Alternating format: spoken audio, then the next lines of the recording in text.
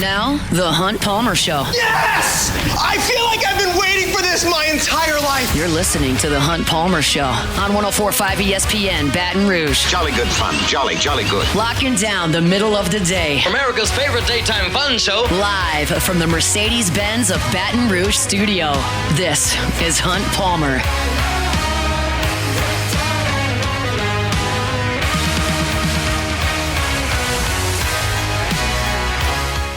Welcome in, Hunt Palmer, one more time this year, coming to you from the Ameristar Casino Resort in Council Bluffs, Iowa, just across the river from Omaha, Nebraska, where LSU is back atop the college baseball world, and we are talking about it. Our Monday show is brought to you by Gulf Coast Office Products. Jacob Beck, Cassie Spazzali back there on the ones and twos in Baton Rouge. And I'm a happy guy, people. I've been here a long time, but that's okay.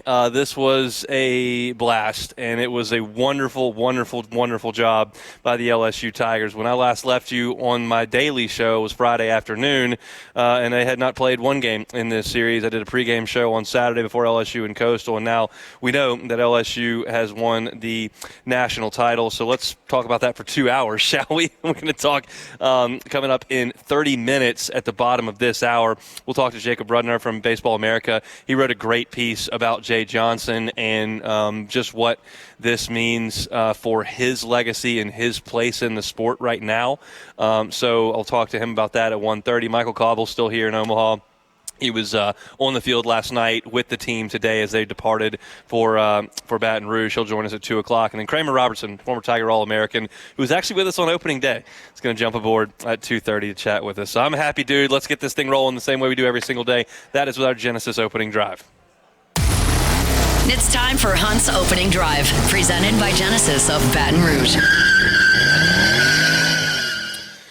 And I was trying to compartmentalize everything last night after it went final.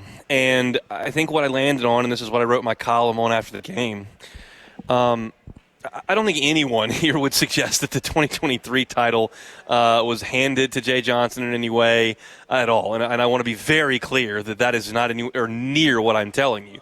But I will say that, like, Jay Johnson did get here, and when he arrived at LSU, Dylan Cruz was here, and Trey Morgan was here, and Gavis Dugas was here, and Cade Beloso was here, and Ty Floyd was ready to roll, and he was here, and I mean, you had a lot of the key pieces from that team ready to go. Now, Jay absolutely went and got Tommy White, and he went and got Paul Skeens, and he went and got Thatcher Hurd and Riley Cooper, and like he coached that team and deserves all of that credit for that championship. But if I'm a skeptic, I can sit back here and I can go, okay, well, you showed up with the best player in the history of the school and 5 or 6 like really great players from the state of Louisiana.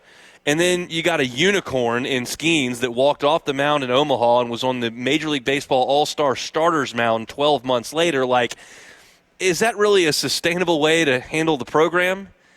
And then you came back the next year and you were 3-12 in SEC play and you got bounced in a regional like you did the first year. And like, okay, that may be the outlier in the first 3 years.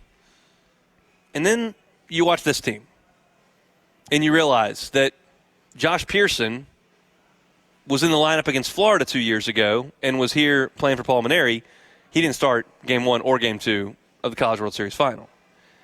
And then you realize that Jared Jones was in that dog pile, but he didn't start in that game 2 years ago against Florida in the College World Series final.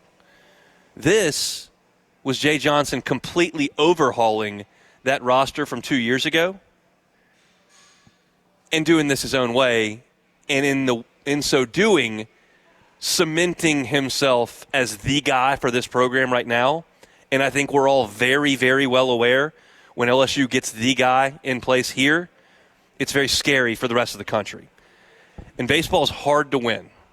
You lost to Little Rock 3 weeks ago, and you were on the ropes in the middle innings of that game. It can go quick. So I'm not here proclaiming that Jay Johnson's going to win 4 more of these things. What I'm telling you is it is now beyond a reasonable doubt that you have a guy in charge of this program that knows what he's doing, that knows how to build a roster, that knows how to coach, that knows how to prepare a team for the postseason throughout the course of a season. And when you put that in place at LSU, which is different than every other college baseball program in the country, the machine starts rolling, y'all. And the machine is rolling. Now, you're going to have to fight off next year, and we'll talk about next year tomorrow, but you're going to have to fight off next year where the national champs of the last 4 years have been atrocious. Mississippi State was awful, Ole Miss was awful, LSU flopped out of the gate, and Tennessee lost 6 of their last 7 series this year. So there's a real correlation there that LSU is going to have to shake off. But if there's one guy that I feel pretty good shaking it off, it's Jay Johnson, because he built this coaching staff, he built this roster, he built this team, and he put together a second national championship in 3 years. And every single button he seemed to push throughout the year clicked. And everyone involved in that program deserves a ton of credit for that. You had to find all of your pitching. I wrote this in a column today. Like, LSU had 4 2/3 SEC innings returning to the roster this year. 2/3 of those innings were Cade Anderson's. He was the only one you had that started an SEC game last year. He started 1 against Auburn and gave up 5 earned runs and got 2 outs. Holman's gone, Jump's gone, Herring's gone, Ackenhausen's gone, Hurd's gone. Like, that's all your high-leverage innings. You develop Cade Anderson into the best pitcher in college baseball. We'll talk about that in the next segment. You develop Anthony Ianson into what he became.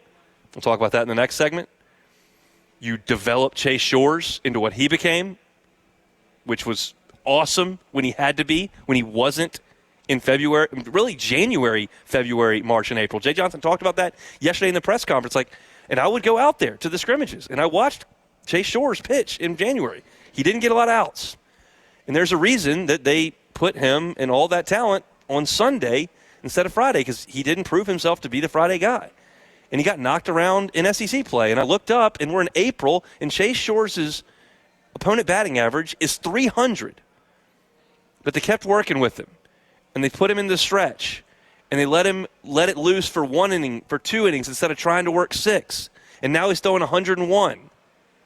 And now he's starting to throw strikes. Last night, do you realize that Chase Shores threw 27 pitches? 22 of them were strikes. All we talked about coming up to Omaha was, well, the bullpen better throw strikes. Well, you got into a tight game when Heinzen gave up a homer, and you went to the bullpen, and Chase Shores is a guy who didn't throw strikes in the regional, and it was the biggest stage you could possibly be on, and all he did was throw strikes. And this offense, I don't know if it was full of stars. Cruz and White and Morgan, Dugas and Beloso creeping up at 20 home runs.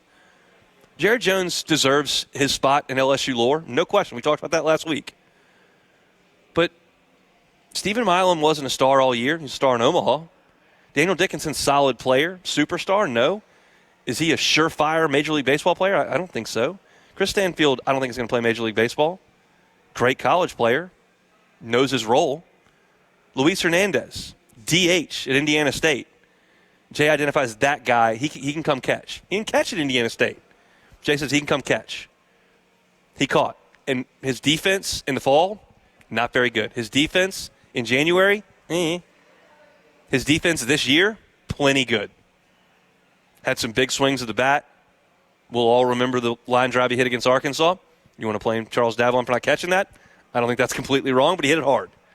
But he filled a role. And you heard Jay constantly saying we needed character at that position. He brought it, and he was perfect fit. And you look at Michael Braswell. Like, that's a guy that hit well under 200 this year. But when you needed him in a 1-0 game in the College World Series final, he comes up with 3 great defensive plays. That play he made charging on the bunt was really good in the 8th inning. It was a good bunt. He comes in, and we're talking game 1. He had to throw the ball over the shoulder of the runner. He gets helped by the new base. I tweeted that out in the game because, like, you got a little bit of room there. If you don't have the new base, you're really going to have to make a great throw not to hit the runner on that play. But Braswell makes the throw, and then, of course, you know the play in the 9th where he ranges to his left. He assumed his role and played it beautifully. Josh Pearson and Jake Brown are both guys with enough skins on the wall that they should feel like they should play every day. They didn't. I didn't hear a peep. In fact, those 2 guys are best friends and had smiles on their faces the entire year. It wasn't a collection of superstars. It wasn't LSU's best baseball team ever, especially on offense. And we're going to talk about the pitchers in a second, but on offense. But they swept through Omaha. They're the first team at LSU to sweep through Omaha since 2000. 09 team lost to Texas. 23 team dropped one to Florida. This team stared down Arkansas twice, and beat them. And then Coastal, nobody could beat them. And LSU took their best two arms and their best bullpen bullets from the number 2 ERA in the country and got it done. And Jay Johnson is going to be relentless in his approach to keeping this thing going. I've gotten to know Jay pretty well over the years, and he's not making this up when he talks to you through the media saying, like, he's all baseball all the time. Like, this guy does not play golf. He does not go fishing. He's not playing poker. He doesn't need to go to the beach. He doesn't need to see Europe. Like, he likes to go recruit baseball players, develop them, win games. And he's now at the place that is the standard in college baseball. And I'll tell you all this. This morning, over the course of kind of prepping for the show and kind of taking it in the morning after, I listened to some various different podcasts. I listened to Neil McCready and Chase Parham on the Revel Grow podcast. They talk a lot of Ole Miss, but I figure at this time of the calendar they probably talk College World Series. They did. I popped in on their 5-8 minute conversation. And they're just going, look, they're the standard. They just win. Chase was saying, like, I thought Coastal had a real chance with Morrison on the mound to get that thing to a third game. And then I saw LSU come out in those gold jerseys, and I just like, well, this is over. And while that doesn't really carry any weight, you understand, it's just the perception that LSU's program brings, right? And I was listening to the D1 baseball guys. And from Aaron Fitt to Mike Rooney to Joe Healy, all those guys are going, look, it's inarguable who the standard is in this sport. It's inarguable who the New York Yankees are in this sport. It's inarguable where the top of the sport is, and it's in Baton Rouge. No one even comes close to approaching what this program has done over the course of the last 30 years. And there was a lull there from 09 to 23. You're talking 14 years, and that's weird in our part of the world. And it feels like we're not headed for another one of those for a little bit, right? Now, it's really freaking hard to win these things. It's so hard to win the whole thing. Every time LSU wins a national championship, and I'm on this microphone, which may never happen again, it may happen 7 more times across the sports. But I'm always going to say it is really hard to win the whole thing. And so every time that happens, you've got to take it in, enjoy it, and appreciate the accomplishment. Because, yeah, that's 8. It's 8. But all of them are their own unique journey, and they all, I think, send a little bit of a different message. And the one that I think this one sent was, hey, you can point to Skeens all you want and say that you're never going to have a guy that looks like that. And you can say that the best player in the school was there at the same time, and you can say that Paul Maneri recruited half that roster. And there are some things that are true about some of the things about that team. But now when you look at the fact that Jay Johnson got that team where he got it when LSU hadn't done anything like that in a decade, and then you realize that he overhauled the entire roster and did it again, look out. Like, it's a machine in Baton Rouge right now, and they're going to be a force. Now, in this era, the rosters overhaul year to year more so than eras in the past, and that means there could be more volatility. And I'm not telling you that LSU is going to be here every single year. But Jay Johnson used a phrase back at regional time that I think is important to remember, and he said that you want to take as many bites at the Omaha apple as you can take. And that feels like a very, very attainable goal. You play the 56 games plus the SEC tournament. You put yourself in position to play at the box. You play at the box. Very few teams go to the box and beat you. You get here, you put the ball out there, and you go play. And sometimes the wind shifts in 1998, and you don't get it done. And sometimes Jared Poche throws the ball into right field, and you don't quite get it done. And sometimes Jake Slaughter gets called out for runner interference, and you don't quite get it done. But sometimes Cade Anderson throws a complete game shutout in game 1, and you do get it done. And if you keep putting yourself in position and you've got a team that's capable when you get to the stage, great things are going to happen, especially when you've got a coach like Jay Johnson at the helm. So this one, to me, like, I think that 23 is the standard for me in terms of the talent level, the ability, how good I think that team was. To me, this one is about a statement to college baseball. It's like, hey, LSU is back, and you need to really pay attention to that. That's our Genesis opening drive here on this Monday edition of the Hunt Palmer Show. We're here at the Ameristar. Huge shout-out to our sponsors that have made this entire trip possible. I've been here for 11 days, and that's because of Our Lady of the Lake, who have been phenomenal to work with on our side. It's for GoFlow IV Spa, wonderful work for them, and, of course, Yingling Beer. We will step aside. When we come back, I got to talk about the backbone of this team and what that did over the last 48 hours. That's probably the legacy of this team. We'll do that next. The Hunt Palmer Show. One Bath and Closets. OneBathAndClosets.com is the website. David Duvall and his team, 30 years redesigning and remodeling bathrooms and closets. Look, safety can be a big deal in the bathroom, especially as folks age. And if you've got someone in your life that is aging that you think could be in a hazardous situation in the bathroom, do what you can to mitigate against it. You can't remove that risk, but you can mitigate against it. Non-slip floors, walk-in tub, shower with a bench, guardrails in slippery areas. All those things are things that David Duvall and his team do all the time, and he's been doing it for 30 years. Don't just call the guy down the street who might show up and have to run to the hardware store. Get a licensed, bonded, insured contractor like One Bath and Closets to come in and do what they've been doing for 3 decades. It's an important thing to consider, and David Duvall will help you with that. It starts with a free consultation, and you'll be thrilled with the end product. David Duvall and his team promise they're going to do it. I lost the catch line. That's a crazy thing to do in the live read, but I don't have it written down. Let's do it. I blew it. That's okay. Call David Duvall, One Bath and Closets. Check him out online at onebathandclosets.com. Live from Omaha, powered by Our Lady of the Lake, Championship Health for everybody, and presented by GoFlow IV listening Spa to the and Hunt Yingling Palmer Show, Flight. brought to you by Gulf Coast Office Products.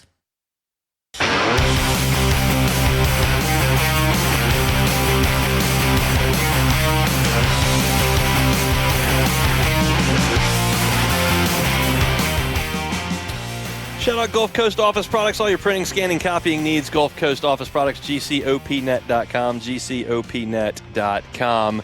We're going to talk to Jacob Rudner coming up in 15 minutes from Baseball America. I wrote a great piece about Jay Johnson and where he stands in the hierarchy of college baseball right now. Spoiler alert, it's the top. We'll talk to him about that coming up in 10, 12 minutes. I want to talk about Cade Anderson and Anthony Ianson. This is a personal thing. It may not apply to you, the listener. It may, but this is a personal thing for me. There are some LSU duos that I just kind of always associate together over time in my lifetime.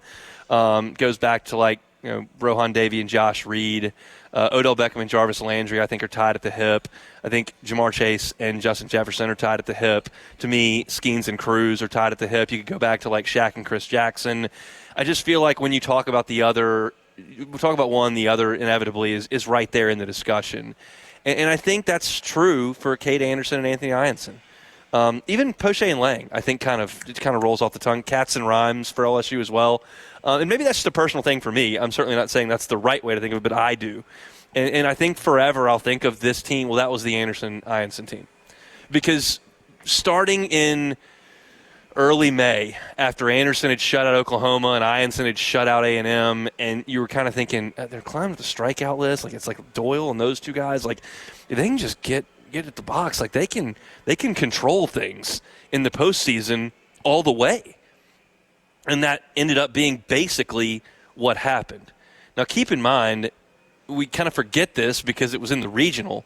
In the regional, Ianson went out there and dominated Little Rock.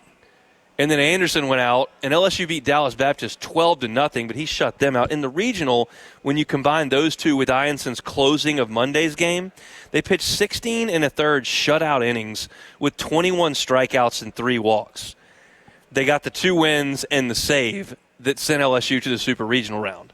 And then you get to Omaha, and Anderson stares down the most feared lineup in the College World Series and was just brilliant. He gave up 1 run over 7 innings, and it was a home run to Robinette, who had 3 homers on the year. And outside of that, Arkansas never sniffed him.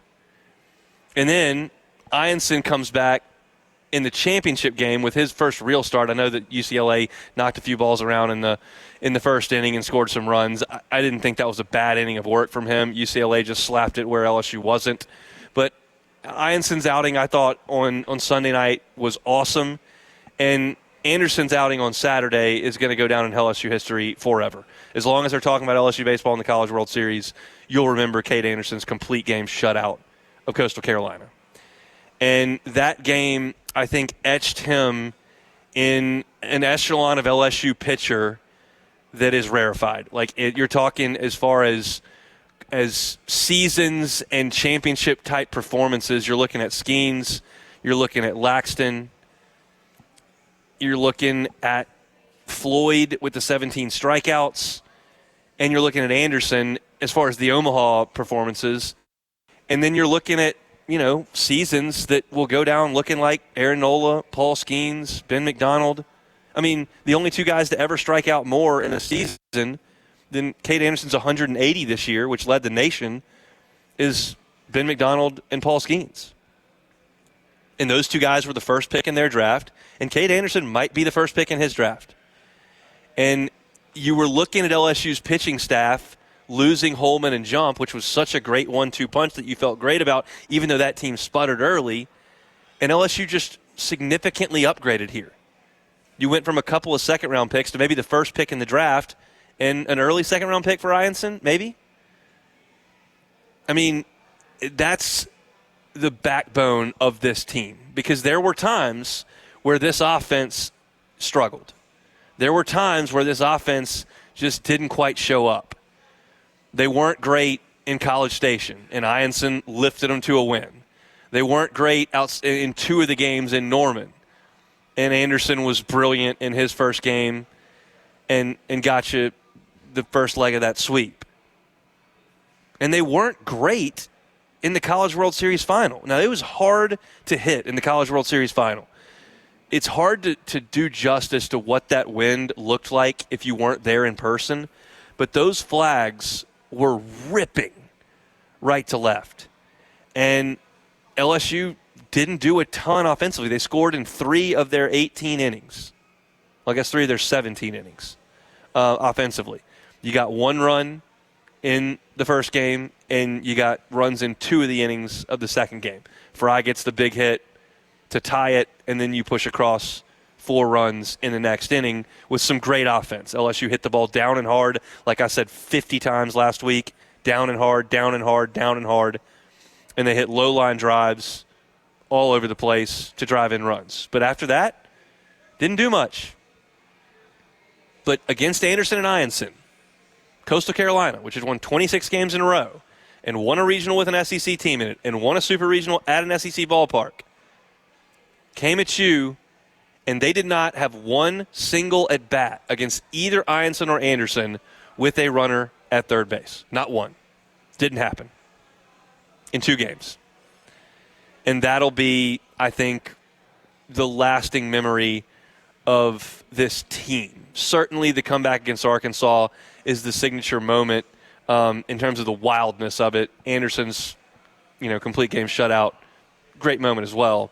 But when I think about this team and why this team got where they got, it's going to be the balance throughout the lineup and then the 2 guys at the top of the rotation. And Nate Yeske deserves a mountain of credit for those 2 guys, because Cade Anderson last year, as I mentioned in the first segment, threw 2/3 of an inning in a start of an SEC game and gave up 5 runs. He was a midweek guy who could dominate Rice and Southeastern, which he did. But you saw a glimpse in the regional of what he could be. They went to work in the offseason. They picked up a new pitch. The slider became dominant, and he became the best pitcher in college baseball. And Anthony Ianson was a good Big West pitcher last year. He became a dominant pitcher this year.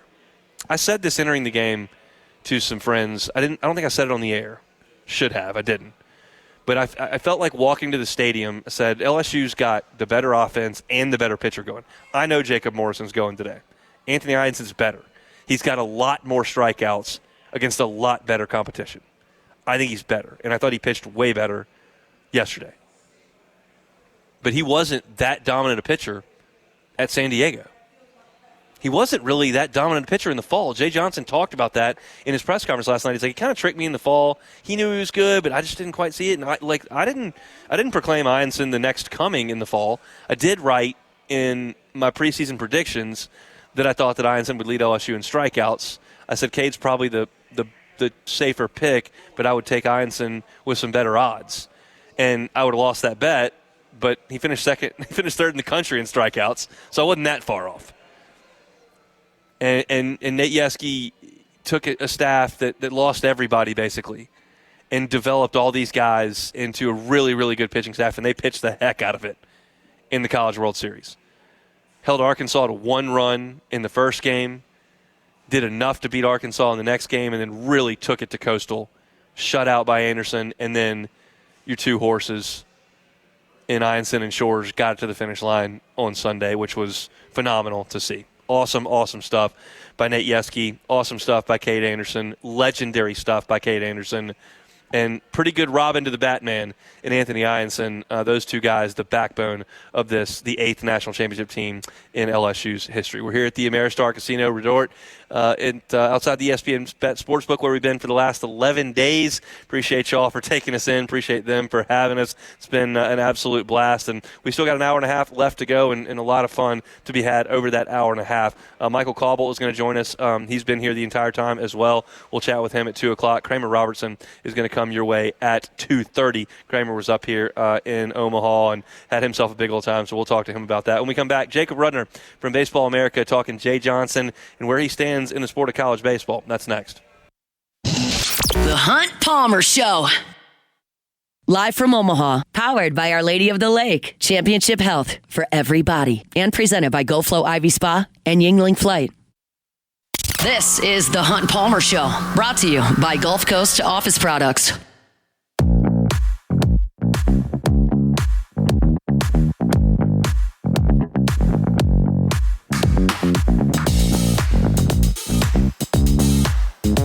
We're here at the Ameristar Casino and Resort in Council Bluffs, Iowa, just across the street from, well, I've said that a few times, across the river from Omaha, Nebraska, where LSU is once again atop the college baseball world. Jacob Rudner covers the college baseball world for Baseball America. Good enough to give us a little bit of time here on this Monday. Jacob, thanks for the time. How are you? I'm doing well, guys. How are you? We're really good, as you might imagine. I was reading your tweet earlier this morning. Jay Johnson's the only coach in the transfer portal era with multiple titles. He's one of the 6 in the super regional era to win 2 or more. There's no doubt about it. The Tiger skipper is an all-time great. And then you've got a column there attached to it, which I also read this morning. Invite LSU fans to go check that out at Baseball America. But the genesis of the column was to basically say that Jay Johnson's kind of setting the standard. Is that the way you feel? Yeah, absolutely. And you know, I think that it's important to make this distinction for people who haven't yet read that column, which it goes into really great detail in terms of why I think that. But, you know, I would tell you that this is not a Jay Johnson is an all-time great assertion. I think that he is, you know, on a list, or the all-time great is a better way to put that. I think he's on the short list. It's easiest for me to break this up into certain eras, like the super regional era since 1999. He's one of 6 coaches to have multiple national championships since then. That is a Mount Rushmore type stat. An even better one for me, post-2018, which is the transfer portal era, he is the only coach who has multiple national championships. And I think that just speaks to his elite ability to assemble rosters and identify talent and galvanize a group that has a lot of turnover, which this team did. And he continues to build winners. So, you know, he is on the list for sure of guys who are, you know, a step above the rest for the most part. Certainly so in the super regional era, and then in the transfer portal era, he stands alone. What do you think about the talent level on this LSU baseball team? You know, it wasn't the most talented team. I think that it was a group that had enough talent, and that's especially the case in the starting rotation with guys like Anderson and Ianson, both of whom I think are, you know, arguably the top 1-2 punch in college baseball. But it wasn't a phenomenal offensive group. Beyond those 2 starters, there were inconsistencies throughout the year with some of the relievers. The third starter situation was a little odd throughout the year at times. But what really defined this group, and Coach Johnson would say the same thing, was its character. I think that they really came together quickly in the fall, and that allowed both the coaching staff and the players to develop a sense of belief that this group had something special. So it was a little bit deficient in terms of talent, relative to what we've come to expect out of LSU or even other national champions in recent years. But where they really gave themselves an edge was just the way that they played together, the way that they competed, and that combined with the talent that did exist created something special. Do you feel any differently about Coastal today than you did on Friday? Not really, no. I really have liked Coastal, for the long haul here. We had them ranked 8th going into the postseason, which feels pretty good. Final 8 team. I have said for a while, and I even believe talking to you guys before, that I thought that Coastal had one of, if not the best, college pitching rotations in the country. And that's not a testament to the pro prospects. I'm not talking about talent. I'm talking about how good that group is at getting out in the Division I college baseball game. They're elite.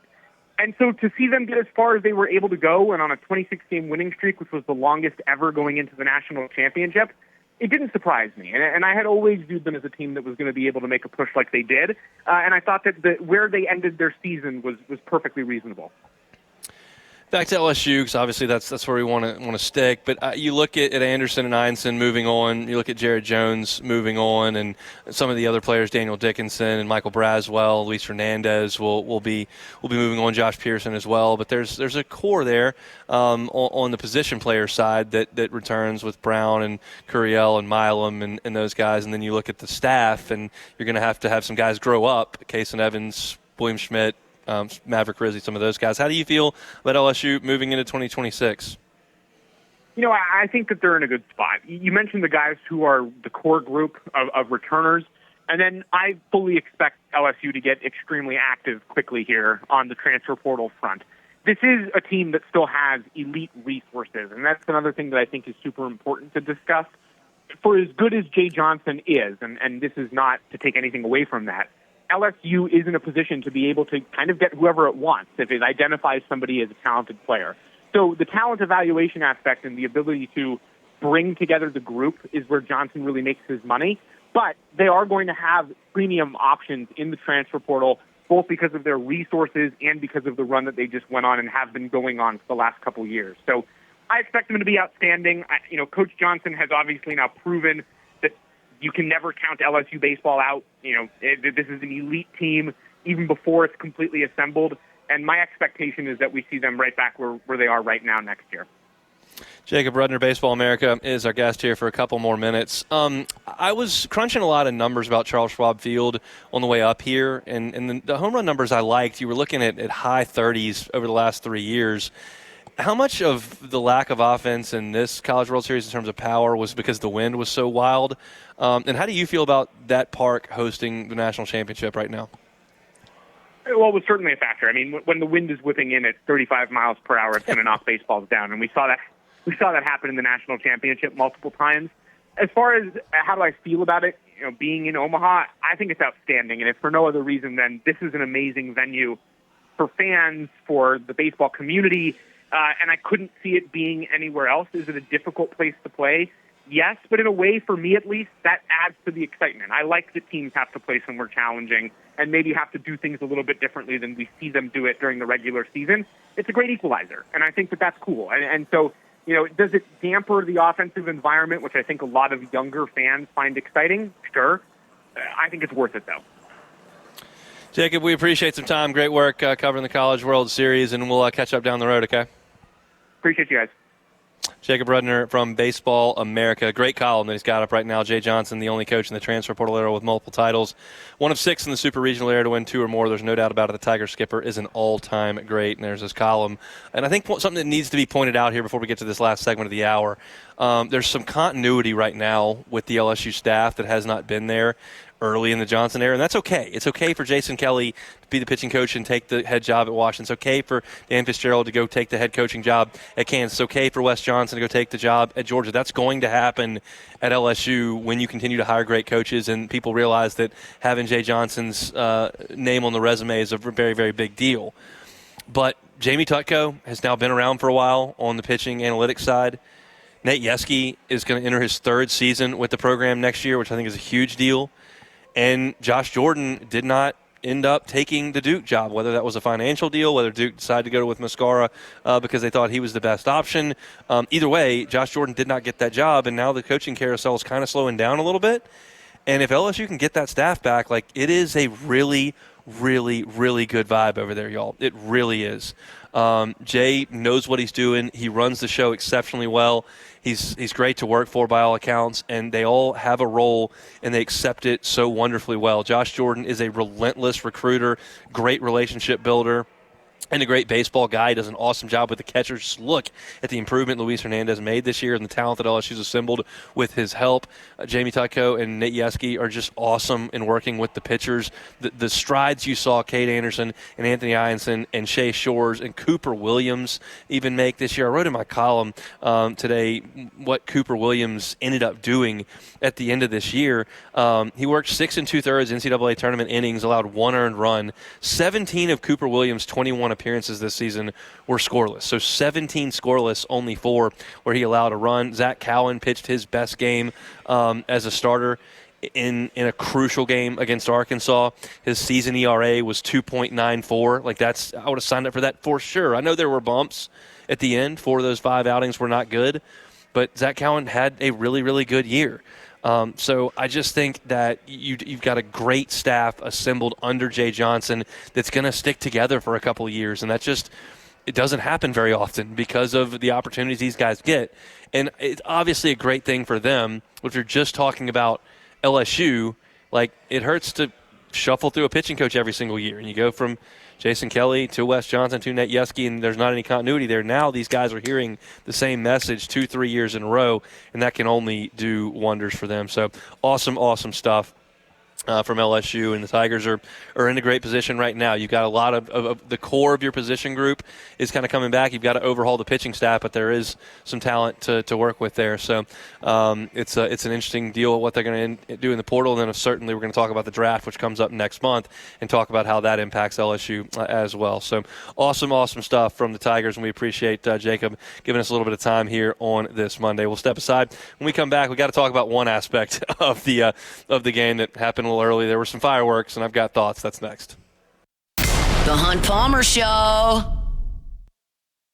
Live from Omaha, powered by Our Lady of the Lake, Championship Health for everybody, and presented by GoFlow Ivy Spa and Yingling Flight.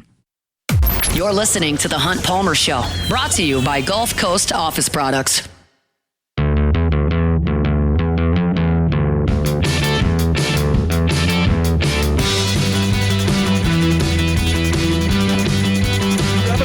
Our Monday show is always brought to you by Gulf Coast Office Products. All your printing, scanning, copying needs, Gulf Coast Office Products, GCOPnet.com, GCOPnet.com. All right, let's talk about the ejection in the first inning on Sunday. I understand that there will be plenty of you, certainly in purple and gold, but just anywhere, that say, look, you argue balls and strikes, you get a warning, you get thrown out. And if you want to make it that black and white, like, that is absolutely your prerogative. And I'm not going to tell you that you are wrong. That's not wrong. If you are, he got a warning, he said something, he was out of the dugout, and he got ejected. And I understand in black and white that can happen. But my contention is always going to be this, and I think you all know this, but, like, this is not a dinner party. This is not 4th grade where we have to discipline everybody all the time. This is a big deal. This is the biggest stage in the sport. It's a competitive deal. There's 25,000 people screaming, and their guys' livelihoods on the line. Like, Coastal's coach has got an opportunity here to do something he may never get a chance to do again. And he goes out there, and he says, you missed 3 pitches, and Campos turns around and runs him in the first inning of the College World Series. And I just don't believe that that's a disqualifying offense to stand 8 feet out of the dugout and say you missed 3 pitches. Why can Campos, the umpire, who no one's there to see, by the way, just don't listen to him saying you missed 3 pitches? I don't listen to my 3-year-old all the time. Just don't listen. Tune it out. Look at the pitcher, say play ball, and let's play ball. And then after the inning is over, walk over very calmly, put your mask in your hand, and say, hey, coach, I can't hear anymore. I don't want to eject you from this game. No more balls and strikes talk. And then walk away. That's it. The umpire, in my opinion, needs to de-escalate the situation, diffuse the situation more often than not. He very much escalated it in that sense by immediately slapping the warning and then boom, going with the ejection. And that's when you get the assistant coach coming out, and then we got multiple umpires, and then an umpire trips. It just, the whole situation got out of control because of the umpire, who should be doing the exact opposite. Now, every single person from a national perspective that I saw agrees with me. In the biggest stage of the sport, we can't be ejecting guys in the first inning because they turned around and said, you've missed 3 pitches.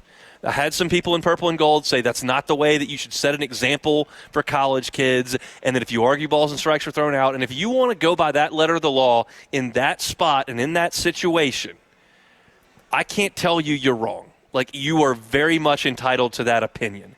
I just find it preposterous as an opinion. Like, I just don't understand why officials feel the need to react. There are times for an ejection. I think it's incredibly rare. But if you will not leave the playing field, whether it's a basketball court or a baseball field, you just won't leave, you got to go. Got to be ejected. If you bump an official or contact another player on the other team, I need an ejection. Like, there are things that I don't like, pitchers throwing baseballs at people 100 miles an hour. I'm okay with ejecting those people too. I just don't feel like the coach should be disqualified from the game and suspended for the next game for in the first inning walking out and going, you missed 3. I don't see that. It's too important to make that drastic a move when it's very, very easy, in my opinion, for the umpire to have a coach yelling at him from 50 feet away in a 25,000-person stadium and just decide, I'm not going to listen to what that coach has to say. He sounds like a lunatic, and I don't think I missed 3 pitches. Hey, pitcher, let's play ball, and call the next pitch. That just seems so easy, so elementary to me. And I tweeted it out. I feel the same way. Like, I don't know Kevin Schnall. I don't know him at all. I didn't sit in one of his press conferences this week, and I cannot speak to his character at all. I can give you an opinion based on the press conferences that I watched, that he's got a lot of edge to him, and that I don't know that I want to hang out with him all that much. That's just an opinion, and it's based on very little. And he may have a reputation that precedes him as a little bit of a hothead. Maybe, I don't know. But I just don't – I'm not here to come to his defense as a guy or as a coach. I'm talking about a 40-second interval that I saw, and I believe it was handled very poorly by the umpire, who, by the way, threw Cam Canarella out of a regional 2 years ago and had a reputation as a big league umpire with a quick trigger finger. And I don't believe that the umpire should feel the need frequently to disqualify people from competition because he doesn't like what they say. If they won't leave, fine. They bump somebody, fine. You don't like what they say, let's leave it alone and play ball. I'm going to leave that discussion right there. I don't think it needs to be elaborated on anymore. And nobody's right or wrong in this instance, but I'm very firm in my belief. You'll hear me sometimes say, well, I can see that one either way. I cannot see it the other way here. And there are some that do. I can't get there with you. So I think if Jay Johnson had been run, and look, you can talk about Jay's restraint, and he talked about how he can't go out there after review as well. That's a little bit of a different situation, but I respect that too, and I'm glad Jay had a good head on his shoulders. And Schnall went too far. He opened the door. I just, as an umpire, would have closed the door very softly, quietly. Would have done where you twist the knob and just put it in place and let the knob go. Not even a slam the door, just put it aside. But didn't happen. All right, that's hour number 1 here. If you missed any of it, you can catch it on demand, 1045ESPN.com's on-demand tab, Apple Podcasts, Spotify, Google, wherever you find your sound. You can always find us. Just search Hunt Palmer Show. Like, subscribe, rate, and review. It's a celebratory show here on this Monday. Hope everybody's work week's off to an awesome start. I get the sense it probably is, even if there might be a little bit of a hangover there. We'll get you through this Monday. The Tigers are the chance. We're talking to Michael Cobble and Kramer Robertson in hour number 2. Plenty to do, so don't go anywhere. We're live at the Ameristar, Council Bluffs, Iowa. Back after Sports Center on the Hunt Palmer Show.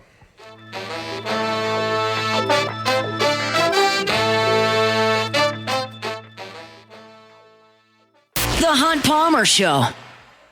Love telling you about Genesis of Baton Rouge. GenesisofBatonRouge.com is that website. Every car that's on the lot is online at GenesisofBatonRouge.com. Look, you probably haven't been behind the wheel of a Genesis. That's likely because it's fairly new in the game. But if you're in the market for a vehicle or that time is coming for you, give Genesis a try. It's a luxury brand at a reasonable price. That's the model at Genesis, a luxury brand at a reasonable price. So get on by, chat with one of their brand ambassadors, and just test drive it. You don't even have to go to the dealership. I mean, Airline of Piku, it's convenient, it's right there, and it's a wonderful spot. But you can also go ahead and have them come to you. They can do a remote test drive at your place of business, at your home, and you'll see the difference. Stylish, sleek, comfortable, incredibly safe, and the people there are wonderful to work with. It's Genesis of Baton Rouge. Get on by and see them. Airline at Piku across from Women's Hospital. Genesis of Baton Rouge, online at GenesisofBatonRouge.com.